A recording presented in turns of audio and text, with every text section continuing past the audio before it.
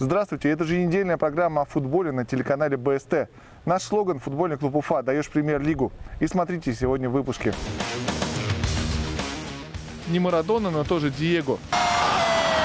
Умница Диего! Какой навес! Ярославский барьер преодолен.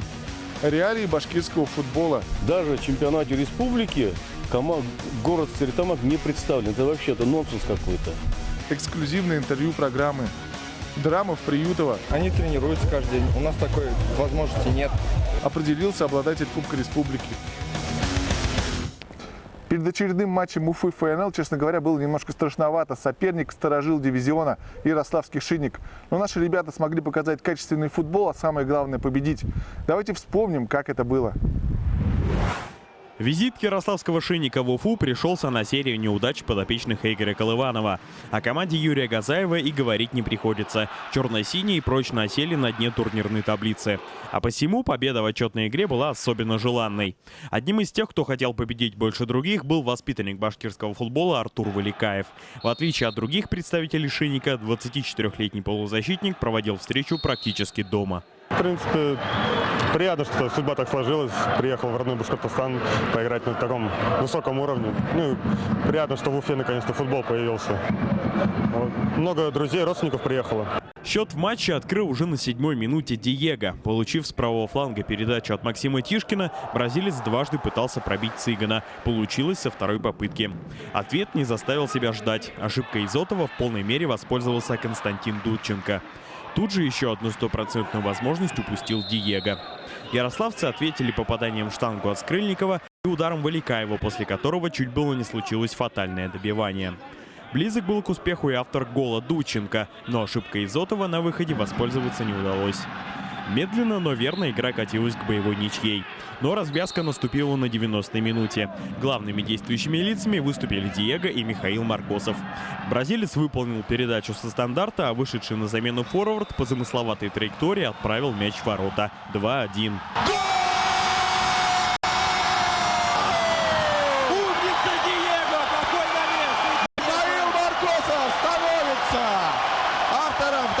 В ворота ярославского Шинника. Гол Маркосова, помимо прочего, был признан лучшим в туре. Но комплиментов от лучшего голеадора горожан удостоился вратарь Шинника Николай Цыган. Вратарь, прекрасный вратарь. Здорово он себя показывал, здорово провел, ни в одном голе не виноват. В первом случае вообще в упор, можно сказать, выручил, но на добивании Диего забил гол. А во втором случае, просто по такой траектории его обвинять, я думаю, не стоит. А он в целом, хороший матч провел. Лучшим игроком матча единогласно был признан Диего. Кроме того, бразилец попал в символическую сборную тура. Во многом благодаря активным действиям Диего серия уфимских неудач была прервана, а Шинник опустился в таблице на предпоследнюю строчку. Согласитесь, без отличной игры Диего в этом матче победы могло и не быть.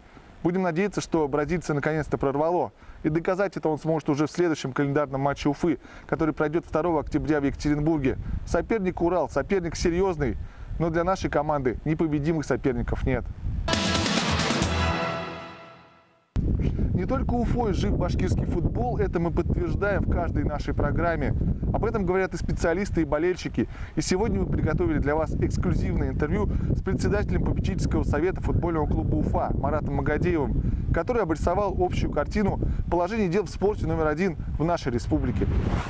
Марат Шарипович, Уфа провела определенное количество матчей, можно подвести какие-то промежуточные итоги. Все-таки команда входит в лидирующую группу ФНЛ.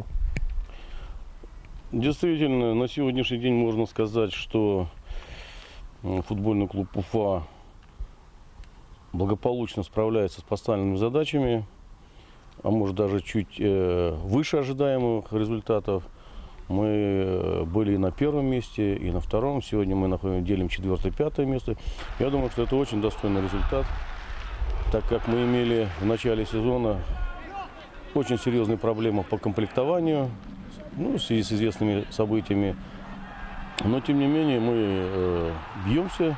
Вы, наверное, видите, что самое большое качество положительной нашей команды – это то, что это единый коллектив. Это выходят ребята и бьются, работают на результат до последнего.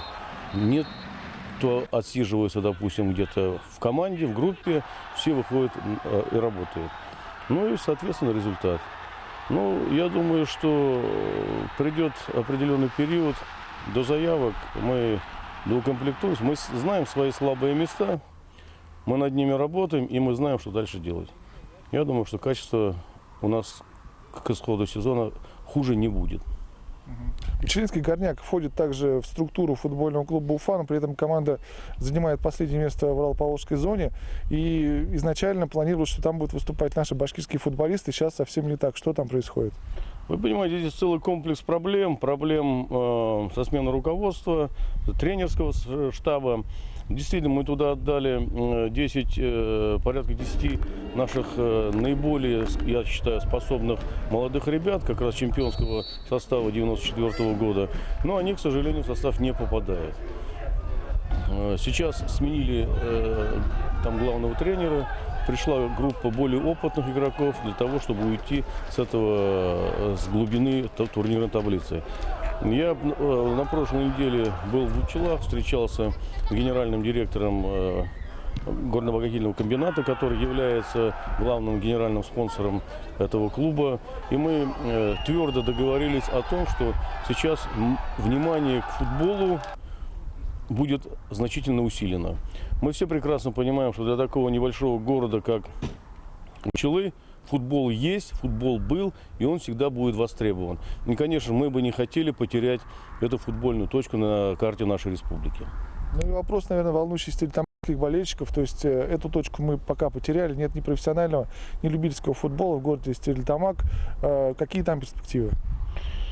Вообще вы задели очень больную точку. Действительно, мы помним те времена, когда Стерлитамак был именно футбольной столицей нашей республики. Сейчас мы дожили до такого, что даже в чемпионате республики город Стерлитамак не представлен. Это вообще-то нонсенс какой-то. Поэтому я считаю, что администрация города, руководство города, предприятий должно как-то, я думаю, переоценить эту ситуацию. Прекрасный стадион.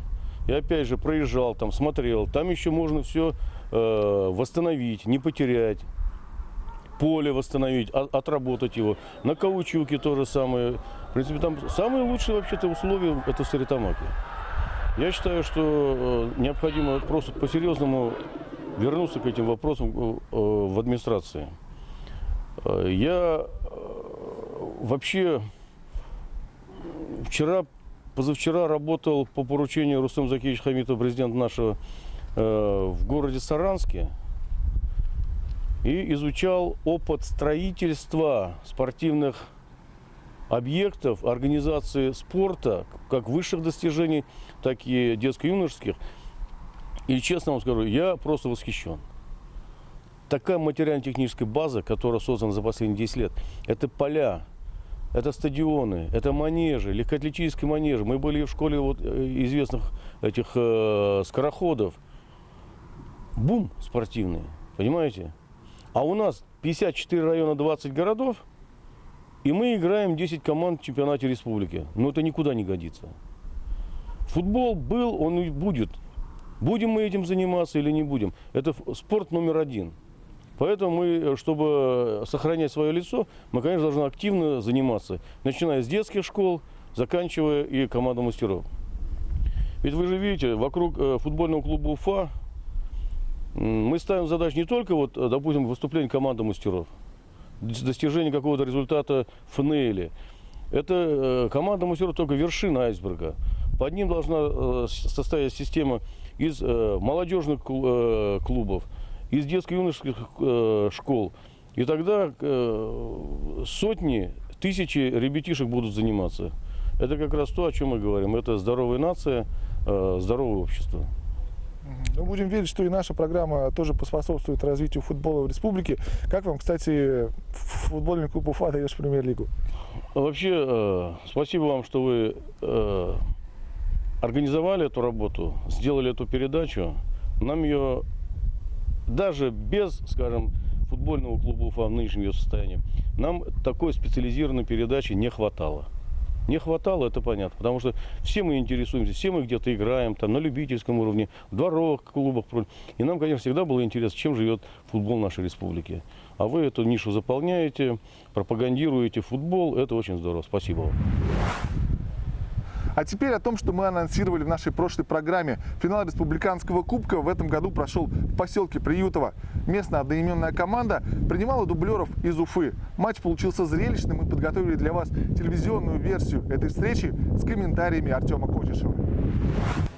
Ну что ж, дорогие друзья, вот мы с вами и переносимся в Приютово. Именно здесь был разыгран Кубок Республики Башкортостан по футболу. И на ваших экранах жители этого славного поселка, население которого составляет 20 тысяч. Действительно, для этого поселка событие довольно масштабное. Команды, которые оспаривали кубок, на ваших экранах: Уфа-2 и Сергей Путилин, который усилил дублеров горожан. Ну и хозяева, команда Приютово. Именно этим ребятам предстояло побороться с подопечными Макича Макееляна за Кубок Республики. Это Артем Кашуба, довольно известная в уфимских и башкирских футбольных кругах личность. Главный судья этой встречи Сергей Шпеньков. Ну и еще раз на наших экранах заветный трофей.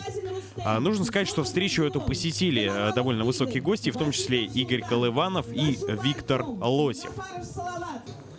Наверное, первый год, да, ребят, вы вышли в финал Кубка Башкортостана. Это замечательно, это прекрасно, потому что посмотрите, сколько сегодня счастливых глаз пришли посмотреть на вас, поболеть за вас. Я думаю, что матч сегодня получится интересным, качественным, поменьше травм, побольше борьбы, ну и побольше забитых мячей. Встреча эта началась довольно лихо. Вы видите, что газон стадионов Приютово, конечно, оставляет желать лучшего. Тем не менее, зрители собрались посмотреть на бескомпромиссную игру. И они уже в самом начале поединка увидели забитый мяч. Эдуард Шейхудинов издали ударил по воротам и оставил вратаря неудел. 1-0. Капитан команды Уфа-2 открывает счет в этом матче. Ну и празднование этого гола, его секрет и чему, собственно говоря, это было посвящено, я думаю, вы узнаете чуть позже. Но на ваших экранах еще раз повтор забитого мяча, розыгрыш углового, ошибка на выходе голкипера команды Приютова Александра Николаева и дальний удар Эдуарда Шейхудинова. Таким образом, счет в этом матче стал 1-0. Не стали отсиживаться в обороне игроки команды Приютова. И вот опасный удар по воротам Тараса Рыгульского. Кстати, этот голкипер совсем недавно пополнил состав Уфы-2. В прошлом голкипер юниорской сборной России до 19 лет. А были у команды из Приютова и еще моменты, ну а на ваших экранах ошибка в обороне и гол Александра Тарасяна. Также еще один свежий новичок команды Уфа-2, и отмечает он свой дебют забитым голом в ворота команды Приютова. Еще раз на повторе давайте посмотрим. Да, защитник команды из Приютова попросту не успел за быстрым Тарасяном, и вывалился он 1 на 1 с вратарем и довел счет до 2-0. Вязкое поле, действительно сложно было командам играть. И поэтому ошибки в обороне следовали одним за другим у команды из Приютова. И вот еще один гол Александра Тарасяна. 3-0 делает дубль этот форвард. Ну, нужно сказать, что со счетом 3-0, собственно говоря, и закончился первый тайм. Эдуард, ну какие впечатления первый тайм оставил? Ну, было тяжело, конечно, но мы как бы... Ну, на этом поле очень тяжело играть, а так мы посильнее. У нас просто два человека с главных команды очень сильно хорошо помогают. Но команда хорошая, Приютова, она тоже бьется, хорошо играют. Ну, очень хорошо. Уважаемые болельщики, а поле чуть поподробнее, вообще не опасно на нем играть? Пока команды отдыхают, опасно, для конечно, вас но... поют Ничего, пойдет поле. эстрадно-фольклорная группа «Виноград», Дома культуры и техники поселка Эдуард, вы счет Приютово, открыли в этом матче. Альберт Кому Свергалеев. посвятили вот это празднование после того, как гол забили? У нас в Уфе был тренер Фахридинов Юрфанзович, но он это и есть. Он просто сейчас как бы пошел повыше, чуть поднялся. И у него родился второй сын. Мы очень его поздравляем командой. Пожелания, чтобы он был здоровым и все у него было хорошо. Ну что ж, начинаем тайм второй при счете 3-0. Естественно, хозяева поля, подогреваемые своими болельщиками, которые, конечно, очень хотели увидеть от своей команды хотя бы один забитый мяч, шли вперед, но в обороне имели проблемы. И вот четвертый гол в этой встрече. Он на счету Олега Купрякова, игрока под номером 6 в команде Уфа-2, и 4-0. И вот, наверное, здесь стало понятно, что победить в этом матче команде из Приютова не удастся. И интрига свелась к тому, сумеют ли все-таки забить приютовцы мяч в ворота Тараса Рыгульского.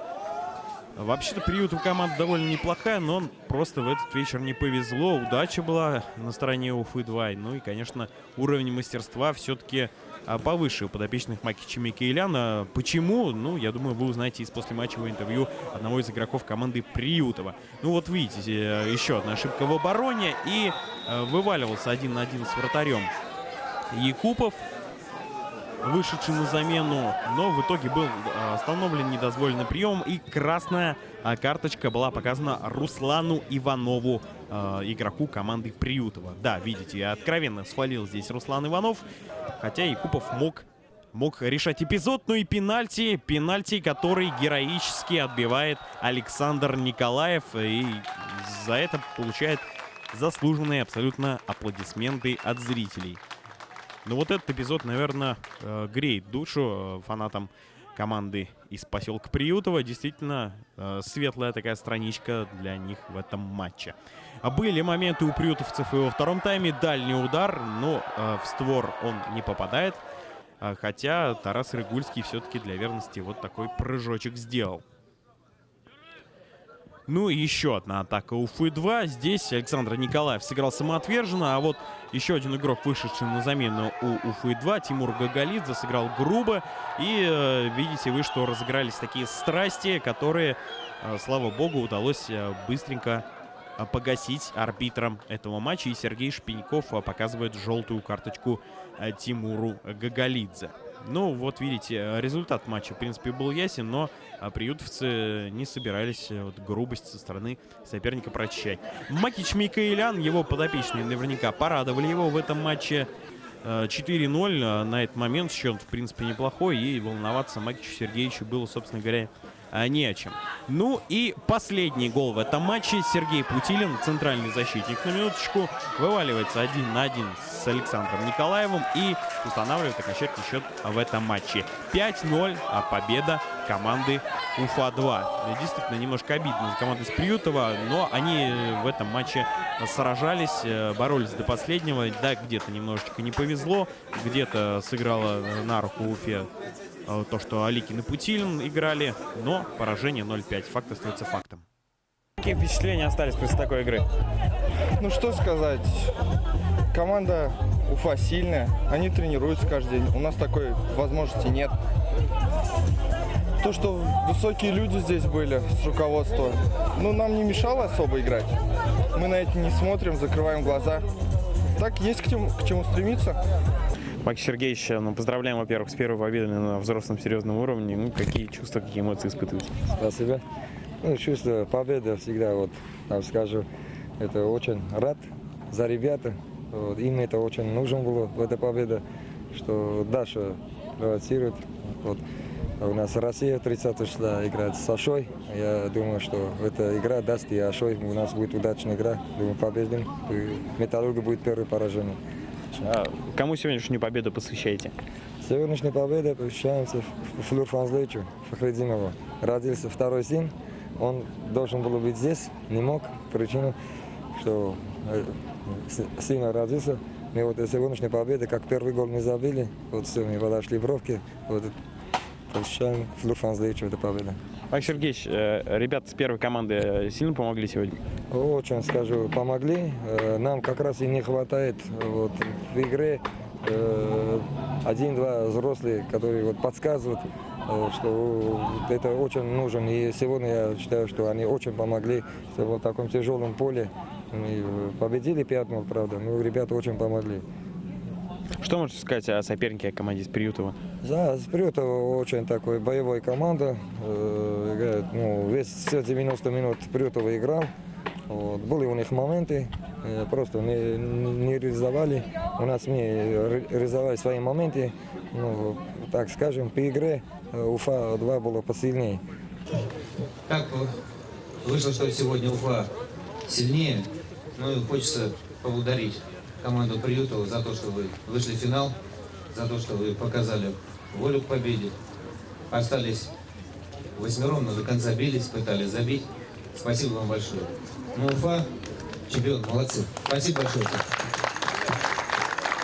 Ну, как вы видите, на своих экранах награждения проводили Игорь Колыванов, главный тренер футбольного клуба Уфа, Виктор Лосев, его помощник, олимпийский чемпион Шамиль Газизов, председатель Федерации футбола имени футбола республики, а также генеральный директор футбольного клуба Уфа. Ну и на этом матче также присутствовал Марат Шарифович Магадеев, председатель правления футбольного клуба Уфа. Заветный кубок получил из рук Шамиля Газизова капитан команды Уфа-2 Эдуард Шейхудинов. Ну и после этого всем досталось по медали. Даже, к слову, Павлу Аликину и Сергею Путилину, которые сначала так скромничали, но все-таки впоследствии от своего главного тренера получили эту заветную золотую медаль. Вот так вот судьба футбольная поворачивается, что иногда твой же тренер тебя награждает. Еще раз хочется сказать большое спасибо команде из Приютова. Здорово они сражались в этом розыгрыше кубка. Выбили Юрматы и Салавата, но немного не повезло. Сергей, ну доводилось ли до сегодняшнего дня играть на таком уровне в региональных финалах, тем более голы забивать? Да, я начинал карьеру в Краснодарском крае, в городе Тихорецке. Тоже такой же примерно уровень, такой же футбол. Забивал также. Ну, не на кубок в чемпионате, правда. А так... Все, что могу сказать. На сегодняшний матч какие впечатления оставил? Тем более поле. Что скажете о нем? Да, поле играть можно. Ребята молодцы, как бы и соперник хорошо сыграл. Ну, не знаю, у нас желание больше было. А так ничего, молодцы. Ну, все-таки испытываете гордость, что теперь являетесь обладателем Кубка Республики Башкортостан? Я уже ребятам сказал, я завтра у нас выходной, послезавтра с медалью приду, буду теперь с медалью ходить. Очень горд, как бы, ну, первый трофей в Башкортостане. Очень рад, очень рад. На этом наша очередная футбольная программа подошла к концу. Мы работаем под слоганом «Футбольный клуб Уфа. Даешь премьер-лигу». И это не утопия. Как сказал легендарный революционер Че Гевара, будьте реалистами, но требуйте невозможного. До встречи!